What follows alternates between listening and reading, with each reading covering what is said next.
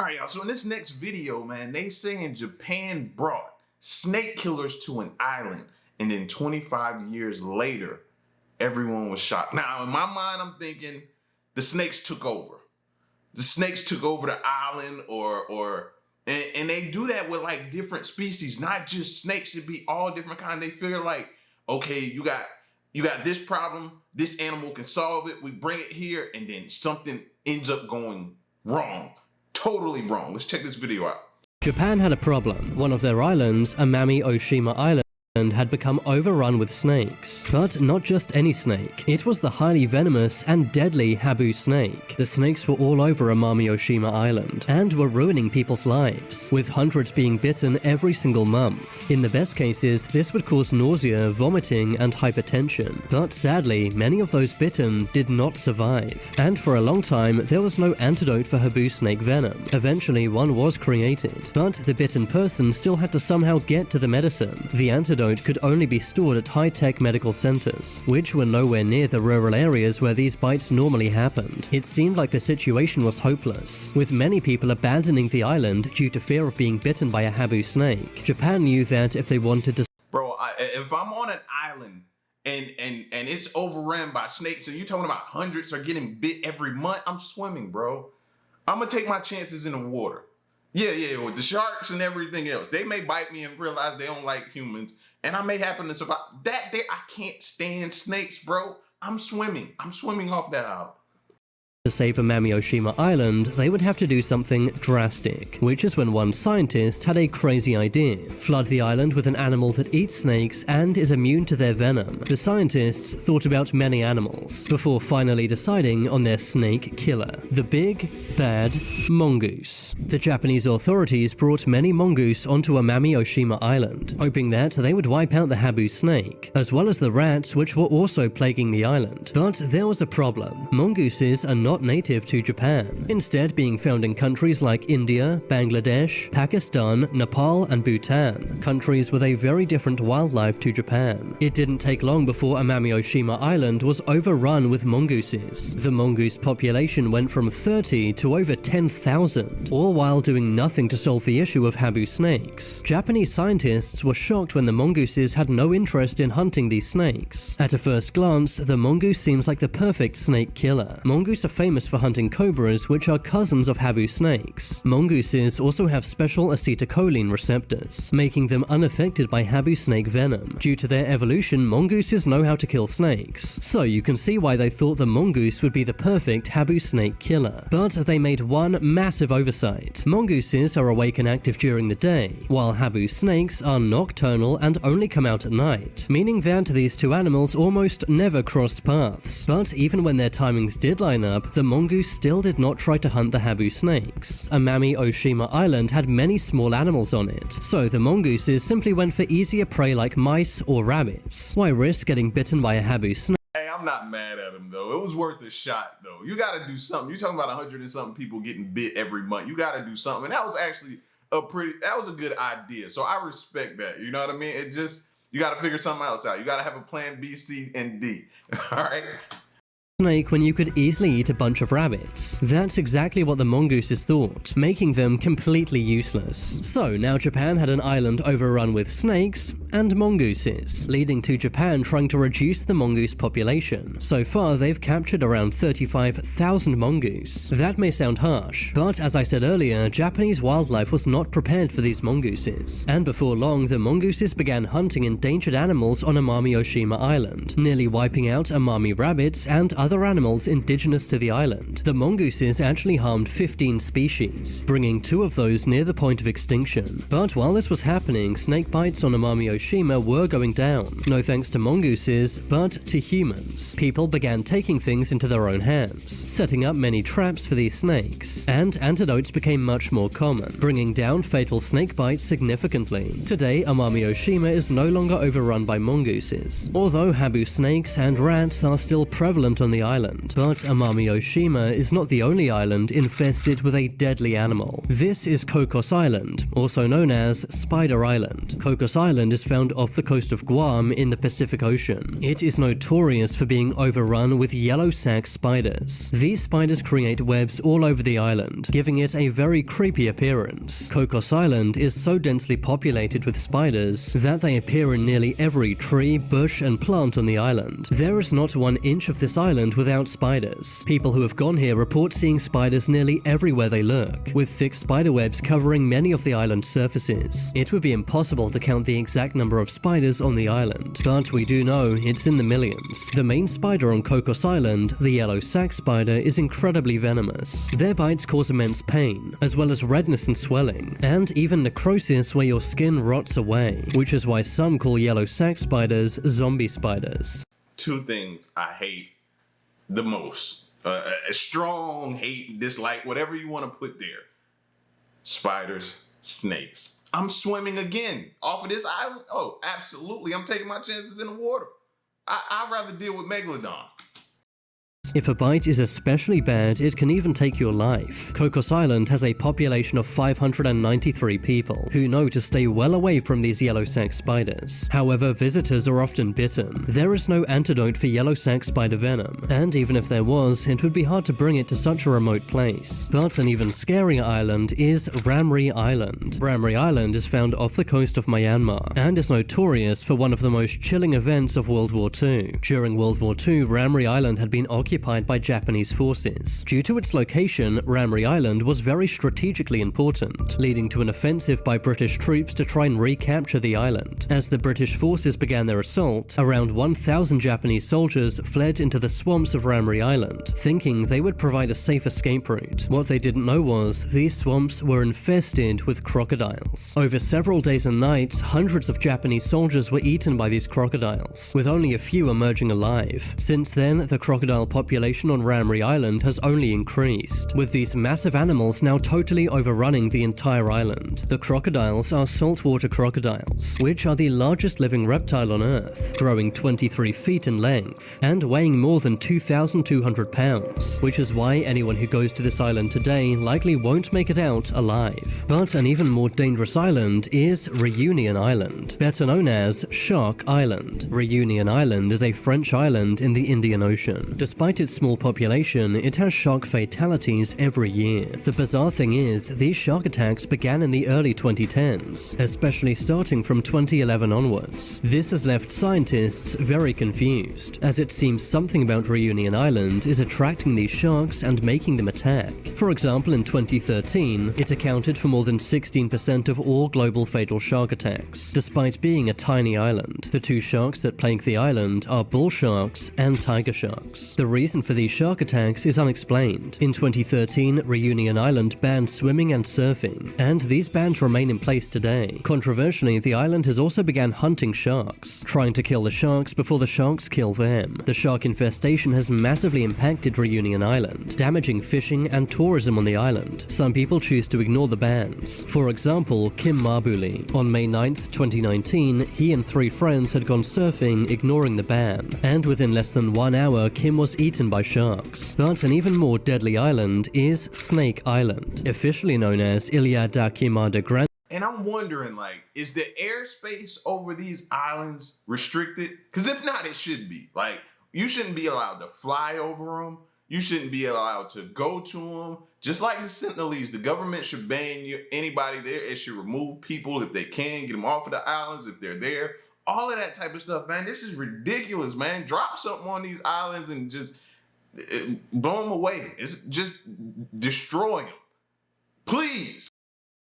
This small island can be found off the coast of Brazil. It's infamous for being home to the highest concentration of venomous snakes in the world. The entire island is infested with deadly venomous snakes, most notably the golden lancehead viper, a snake species found nowhere else on Earth. The golden lancehead viper is one of the most venomous snakes in the world, and they are found on every corner of Snake Island. Due to how dangerous the island is, it's illegal to go here, but some people have snuck onto the island before. Over the years, there have been various various deaths on the island. Most recently, a fisherman unwittingly went onto the island not knowing what it was. He wanted to pick a banana from a tree he'd spotted, but while doing this was bitten and sadly passed away. But an island which is just as dangerous is Monkey Island. It may surprise you to learn that in South Carolina there is an island filled with deadly monkeys. The monkeys themselves are not dangerous, but rather the diseases they carry. In the 1970s and 80s, researchers gave monkeys various infectious diseases. They wanted to find out the potential effects on humans, and possibly find a cure. After giving these monkeys various deadly diseases, they were moved to Morgan Island, a small uninhabited island in South Carolina. It's illegal to go to this island, as you could get infected by the monkeys, and then bring diseases back to other people. There's something very eerie about an abandoned island filled with diseased monkeys. Another island infested with animals is Crab Island. Officially known as Christmas Island, this Australian island is found in the Indian Ocean. Millions of these small red crabs inhabit the island, sometimes covering the entire ground. During migration between October and December, up to 50 million crabs leave their burrows, spreading all over the island, understandably creeping out many locals. Just imagine stepping outside and seeing a sea of millions of red crabs. The crabs also enter people's cars and homes, and even climb onto people. It's dangerous to walk or drive, and roads are normally shut down, causing havoc to the entire island. The crab's presence also brings in insect swarms, causing massive clouds of flies and mosquitoes all around the island. Another island infested with animals is Aoshima Island in Japan.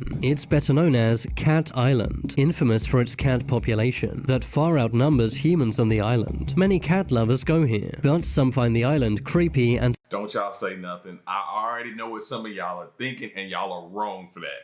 Y'all are so wrong for that. It's like I'm tapped into y'all's brains, and a lot of y'all are making inappropriate jokes right now. unsettling, especially as there are so many more cats than humans. All of these cats are feral and sometimes do bite. They also often scratch tourists as the cats get hungry. That's because there are so many cats and not enough food to go around. The feral cats on the island also carry many diseases and infections, which can sometimes be passed on to humans. Tell me in the comments which of these animal islands you found the most scary. Powerful earthquakes can have the most unexpected consequences. And I'm not even talking about tsunamis. Everyone already knows about those. Just recently, satellite images captured stunning changes to the coastline of the Noto Peninsula in Japan. These changes happened after a 7.6 magnitude earthquake on January 1st, 2024. To everyone's surprise, the coastline extended by 820 feet as the seafloor simply rose out of the water, giving people new beaches. In some places, the ground rose by up to 13 feet and shifted laterally by more than 3 feet. However you look at it, this is a disaster, but in Japan, there's an extra layer to it.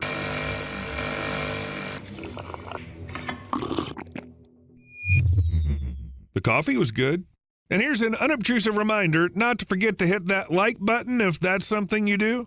So what about the missing island? Yeah, in Japan, a whole little island called Isanbi Hanakita Kojima actually went missing. And the coast... It might not be a bad thing after we heard about all those animals and different things that some are overrun on some of these islands. Like, an island going missing might not be a bad thing. Guard planned a full-on search operation to figure out where it went. An uninhabited islet, basically a small rock outcrop, was discovered about 1,600 feet from the village of Sarufutsu in the north of Hokkaido. This happened quite a while ago. Local fishermen were aware of the islet's existence at least as far back as the 1970s, and in 1987 scientists studied it. But then it simply vanished. Maybe the islet was gradually eroded by wind and rain? Here's how the coast looked before it vanished, with an island visible far away. And here's the latest footage. No additional land visible on the horizon. It's funny that no one noticed the disappearance of an entire island at first. It took a full 2 months after it vanished for people to realize that something was missing. And it was a writer named Hiroshi Shimizu who noticed it. He visited the area to start working on a new project, a sequel to his picture book about Japan's hidden islands, but unexpectedly the island was no longer in its usual place. Hiroshi reported it to the local fishing cooperative. The fishermen sent out boats to search for the island, and they found only a small rocky shoal was left of it. The island never came back.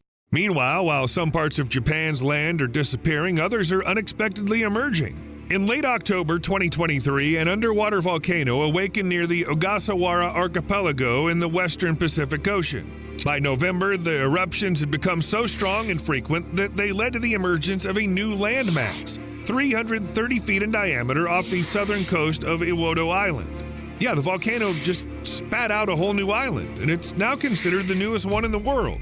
Of the ones we know about, of course. So far, experts don't know whether the island will keep its current size, expand with the volcano's eruption, or simply disappear into the sea due to natural erosion processes. Any of these scenarios is equally real. You can even see the island from space. It's 330 feet wide and up to 66 feet high. As for what's really going on with it, there's disagreement. Some people say the island's getting smaller because the waves are washing it away. Others that it keeps going up and getting bigger. But either way, the island's already been named Nijima, which translates from Japanese as New Island. Makes sense? Actually, the situation isn't all that unique. Underwater volcanoes regularly rise new land masses off the coast of Japan. Sometimes these new islands get eroded and disappear under the waves. And sometimes they merge with other islands that were here much earlier. Something similar happened, for example, in 2021 when a new island appeared thanks to the eruption of the underwater volcano Fukutoku Okanoba, which is really good at making islands. Many new islands confirmed in 1904, 1914, and 1986 disappeared pretty quickly. The most recent one lasted only about 2 months due to waves and currents. However, some islands created by volcanoes turned out to be more permanent. In 2013, a volcanic island grew so large that it merged with a nearby landmass and gave the world Snoopy Island. And even though it no longer looks like the cartoon character, this island, now known as Nishinoshima, still exists and continues to grow. Actually, if you browse through scientific sites, you'll definitely come across articles about new islands forming in Japan. This happens all the time. Some islands appear, others disappear. Volcanoes erupt. Volcanoes are always responsible for creating islands. The molten magma, which the irony is that is also responsible for destroying them. So it's like, and I know this sounds bad to say, but should we be surprised when we see these volcanoes erupt on these islands and different things happen and the massive devastations and different things that go down? We should pretty much expect it. It's pretty much what created the island. So what do we expect? Forms as a result of volcanic activity, hits the ocean and explodes, creating chunks of rock. They can be up to 3 feet long or even longer, and sometimes they're thrown up as high as 165 feet. But then as the debris piles up and rises above sea level, they form another island. This is how it looks underwater. Volcanic ash and stones pile up on the shallow seafloor until it's too much. The height and size of an island that emerges from a volcano completely depend on the duration of the eruption. The longer the volcano spits out magma and ash, the bigger the new piece of land becomes. The fact that all this happens in Japan is no accident. The islands arise above a chain of underwater volcanoes forming what's called the Ring of Fire, a horseshoe about 25,000 miles long, stretching from the southern part of South America, running along the coast of North America, crossing the Bering Strait, then passing by Japan and descending to New Zealand. The Pacific Ring of Fire includes between 750 and 915 active or dormant volcanoes, which makes up about 2/3 of the total number of volcanoes in the world. Sometimes different numbers are mentioned, but this depends on which regions are included in the ring, so variations are possible.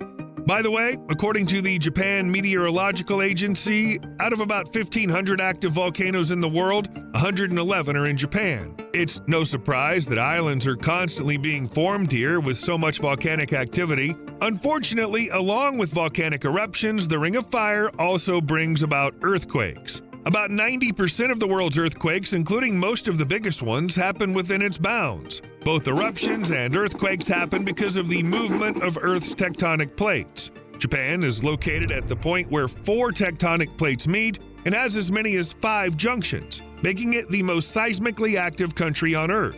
About 10% of active volcanoes are here. In short, this is the perfect place for new islands to emerge. Japan is a real natural laboratory where new land masses are constantly growing.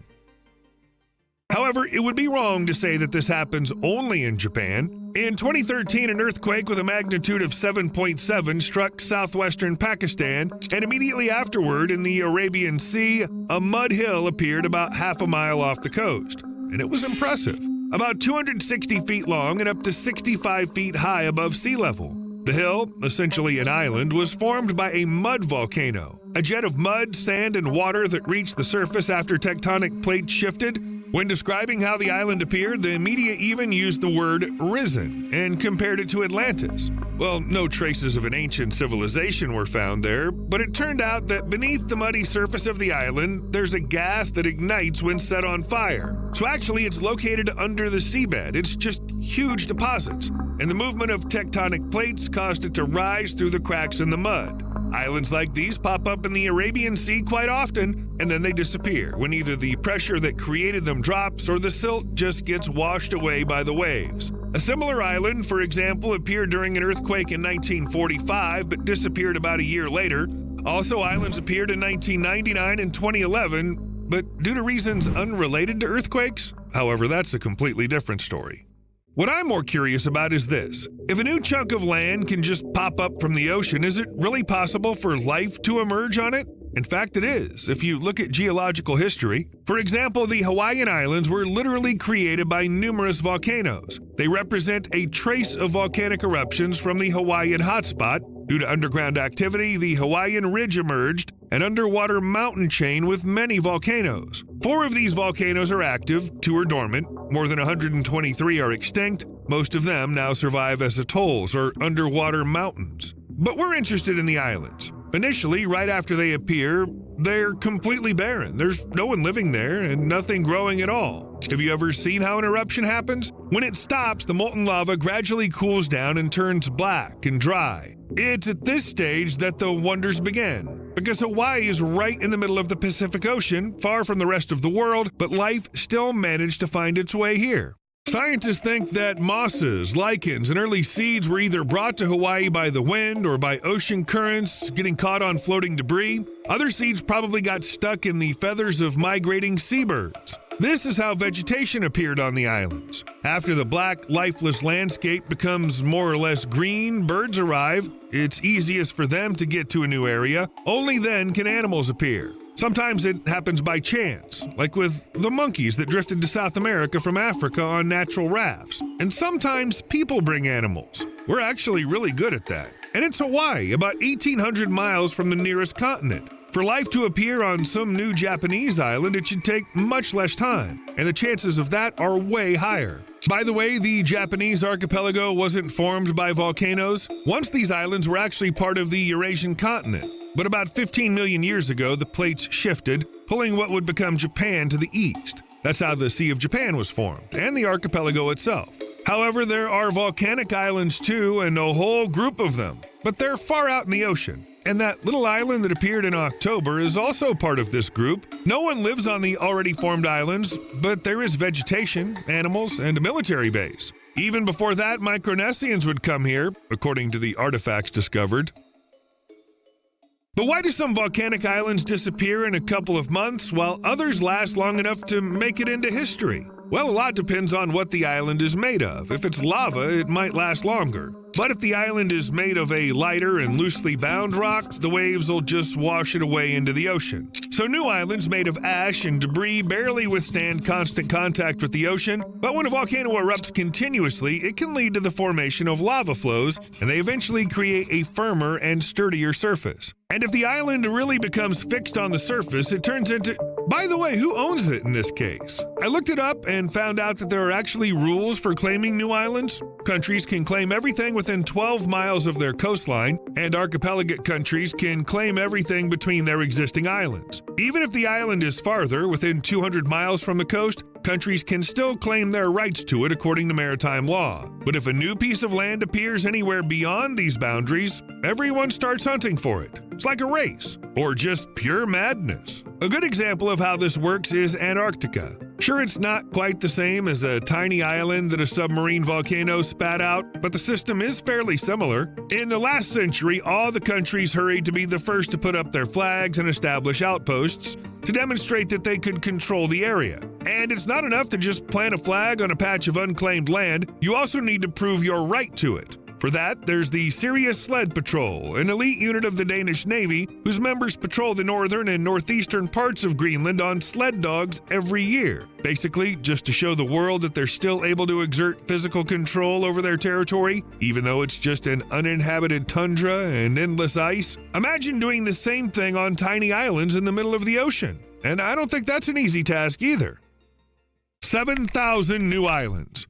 Japan recently updated its count of islands and discovered 7,000 more than before. No one realized they were there. It's not that big a deal, 7,000 islands more or less. Nevertheless, digital mapping showed that there are 14,125 islands in Japan, which is more than twice the figure of 6,852 islands officially used since the 1987 Japan Coast Guard report. This, of course, doesn't mean that 7,000 islands suddenly appeared over the years. It just means that technology has advanced enough to spot even the smallest pieces of land. Interestingly, the new number hasn't changed the total land area owned by Japan. A good place for science. As I already said, when islands appear, they are barren. But scientists are always hopeful that in the future, they'll become green and habitable. So every new island is an exciting prospect for researchers who get a rare chance to study life on the island from the moment it appears. They can observe everything in real time rather than learning about it after the fact. Because of this, new islands are occasionally visited by groups of scientists who record everything they can, keep an eye on changes, and so on, but they take every precaution. It's vital that the scientists don't introduce any extra organic material, such as seeds, otherwise the experiment won't be as accurate and the conditions won't remain perfect. People create islands. When a country is located on islands with limited land and mountains, there's not always enough space for construction. Waiting for a volcano to make you a new island is not really an option. It might take too long, and the island could quickly fall apart. Because of this, people have to create artificial islands. They become new land for building. In Japan, for instance, an airport has been built on a completely artificial island. Kansai Airport has become the third biggest in Japan, with tens of millions of passengers using it each year. It even made it into the top 10 in the world. To create such an island and then put an airport on it, they had to spend around $20 billion. But it turned out to be very sturdy. Neither earthquakes nor typhoons have been able to harm this airport so far. It sank after all.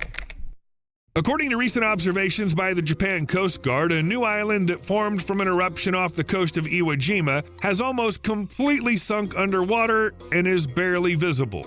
Most of Nijima, which appeared from the November eruption, has disappeared into the sea with only a tiny bit remaining. The reason's simple. That makes a lot of sense too. Like we talk about global warming and different things, and the ice melting, going back into the water, and the water levels rising. If that's a threat for us, think about these islands then. Then a lot of these islands will be in the near future underwater. If you think about it, if global warming is a thing and that's happening, they will be underwater. Volcanic activity calmed down, erosion continued, and by mid-December, the island that formed in November had reduced to roughly half its size. Erosion continued even after the new year, and observations in February showed that the island had shrunk to 82 feet. It was originally 330 feet. In the end, the sea won. This time.